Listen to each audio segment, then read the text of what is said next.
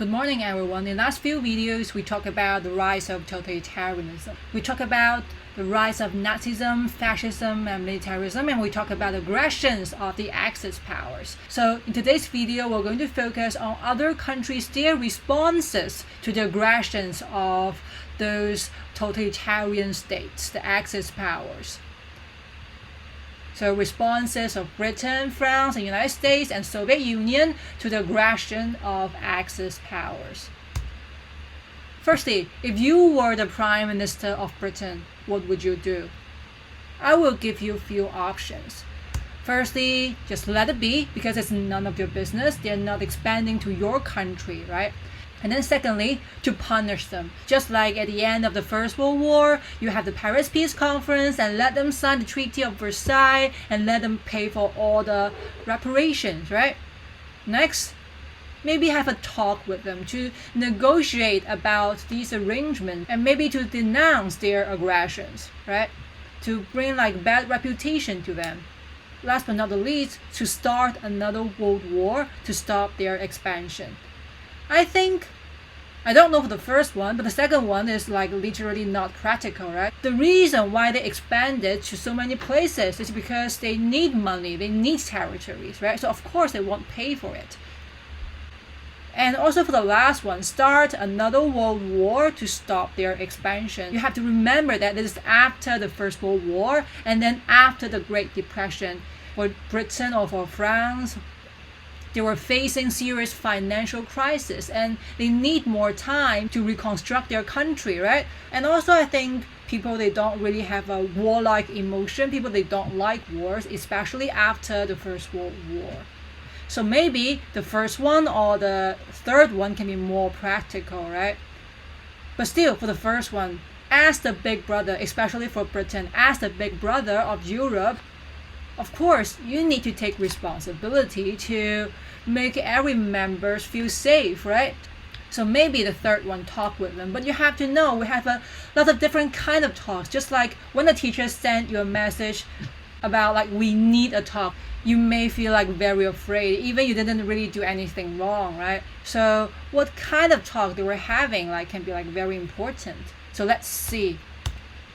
I'm going to show you first source, the British response to the German expansion.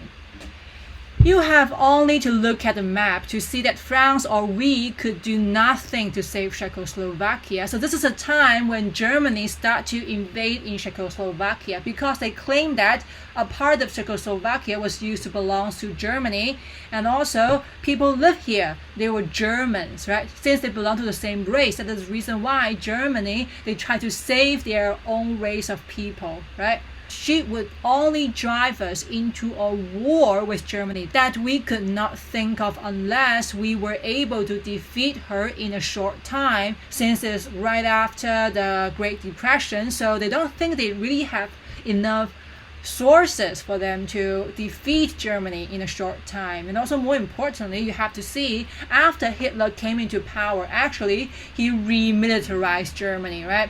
He just totally abolished and ignored the Treaty of Versailles about disarmament. So they rearmed their country. So I do not think we could. I have therefore given up any idea of promising help to Czechoslovakia, and so do the French.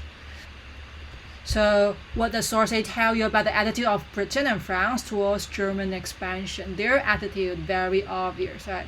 What they try to do is try to appease Germany and would not fight it simply for protecting other countries, because Czechoslovakia for them is another country, right? Since Germany were not really expanding to their own country, of course they don't really need to take any actions, even though they have the responsibility to do so. So what does it mean by appeased? Appeased is the most important word in this topic about the appeasement policy.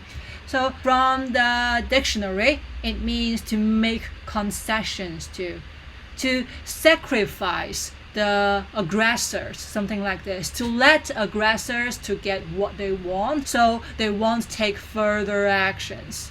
Like when you didn't really hand in your homework on time, so I said nothing. That is how I appeased you. I satisfy you by not punishing you, but My purpose is actually to encourage you to finish your homework. But do you think this kind of appeasement policy can be like really effective to solve the aggressions from Germany or Italy in Europe? The direct purpose or aim of the appeasement policy is to avoid wars. It was a foreign policy adopted by the British Prime Minister Neville Chamberlain. You need to remember his name, Chamberlain, okay, towards the Axis powers before the Second World War, the appeasement policy.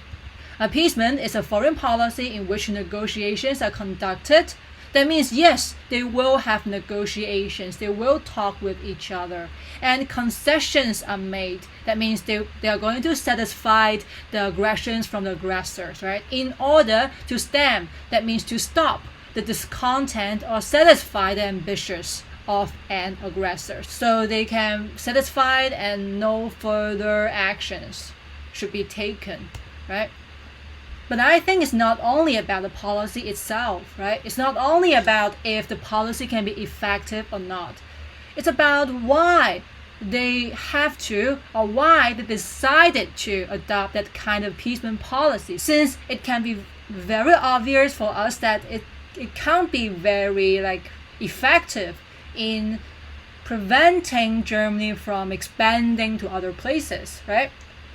So let's find out why did Britain and France adopted an appeasement policy. Firstly, it's because it's right after the Great Depression. Britain and France, they faced serious financial economic problems, including, again, those things, high unemployment rate, the inflation, a large amount of war debts. This is a time when US, they cut their doors plan and cut their support to Germany and also these countries, right? And ask them to pay back their war debts, right? So they face a lot of problems which they need to put their focus internally, domestically in their own country, right? You can see members of the upper class, they ran a canteen for unemployed workers in London. People, they lead a terrible life themselves. Of course, they have no other space to care for others, to care for Czechoslovakia, right? And also you have to see, while they were having economic problems, it always lead to social problems.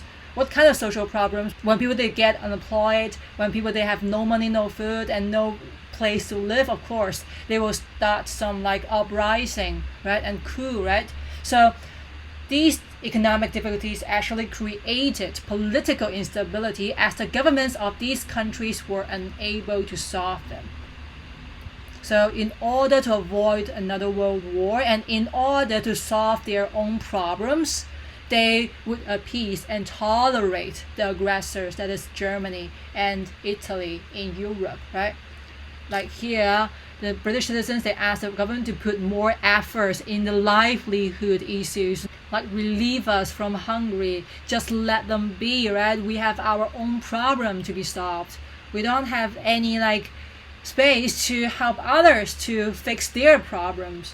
So firstly, it's because the Great Depression, which caused serious financial economic problems and further lead to political instability in Britain and France. This is a time when they need to deal with their own issues, right?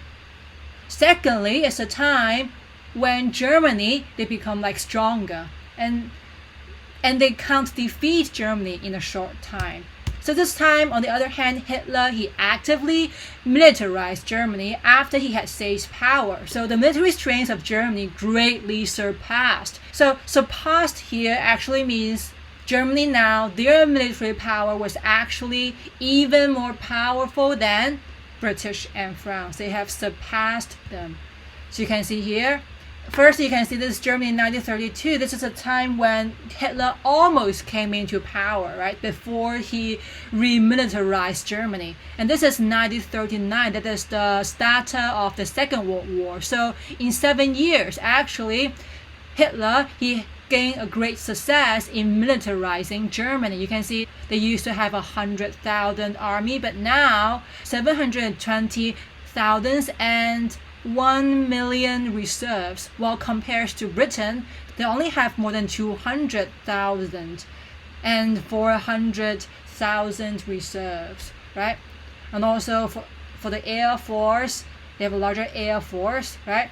Although Britain, they were having a larger naval power, but you have to see a lot of their warships or watercrafts are very old and outdated. And more importantly, you can see Germany, they started to construct some new updated naval power, right?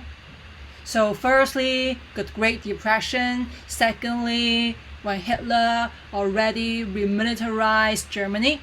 Thirdly, you need to think about one thing, that is, during the First World War, why Allied powers can finally won the whole war. It's because the time when US, they started to join the war, right? So you can see actually US can also play a very important role in European affairs. So the attitude of US can also be very important. But at that time, when we talk about one of the impacts of Great Depression, is the time when US, they started to adopt an isolationist policy, right? Firstly, they feel cheated during the Paris Peace Conference when they strive for peace, the Woodrow Wilson. Well, finally, they have came up with the Treaty of Versailles, which is not about peace at all, right? Secondly, more importantly, it's a time when after the Great Crash and Great Depression, US, they have imposed high tariffs, they have cut all their support. They want to focus more on their own affairs, right? To solve their own domestic problems, to reconstruct their economy, right? So you can see in this cartoon, between Europe and USA, in the middle we have the Atlantic Ocean. So while the other side is in a great war, and for US, they just stay out of it, isolate themselves from it, right? And also can be seen in this cartoon. Actually, we talk about this cartoon when we talk about the impacts of the Great Depression, right? So what attitude did the United States take towards the European affairs after the First World War, as reflected in the source B? Did not care about the situation. They adopted this. This is the attitude. So what they do is, under this attitude, they adopted the isolationist policy.